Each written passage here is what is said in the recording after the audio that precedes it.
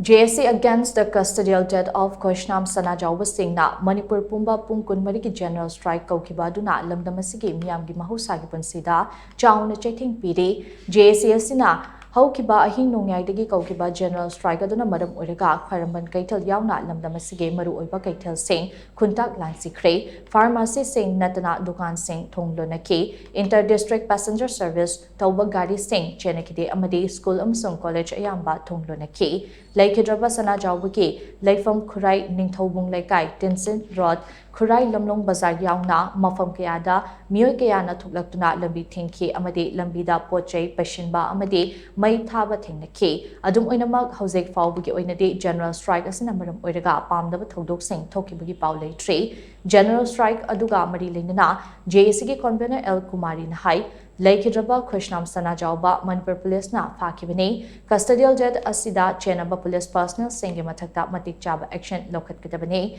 Laikidrabagi Postmortem Report Adu Meeyamda Khangan Gadabani Loinana Laikidrabagi Imung Manungi Miyoi Singidamak Lengak na Tofom Thokpa Khudingmak Tobiyu Haina Governor da THAMKHRE Adubu Wapam Singh Adu Hauzik Fawba Thabakta Ontoraktabadiki General Strike Khungjang Ase Changsinbani Masi Fawbada Thabak Paikalaktrabadi Makhatana Akanba Khungjang Kaya Su Changsin Naba Sem Sadan Lady Hainasu Mahang Makatana Fondoki. Laikidraba SANAJAOBAGI Asengbo Langna Langdin Adu Puthokiu Haiduna Tauba Banne Banasi Akoi Banasi Tautingai Mamanga Koi Governor da Memorandum Amasu Pisanjare Atop Akoi Piba Yaba Jagada Memorandum Sing Pire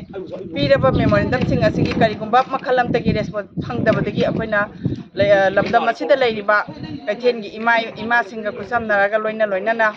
Club Maira Paibi Amasun Atopa Organization Singapura Koi Banase Satajabani. The Simak Satariba Ban Sida Kaikumba Sigi Matung the Sugabana for the responsibility Pibida Tragadi. Sidagi Henakanba Kongjang Makal Atopa Makal Singi Kongjang Tangangi.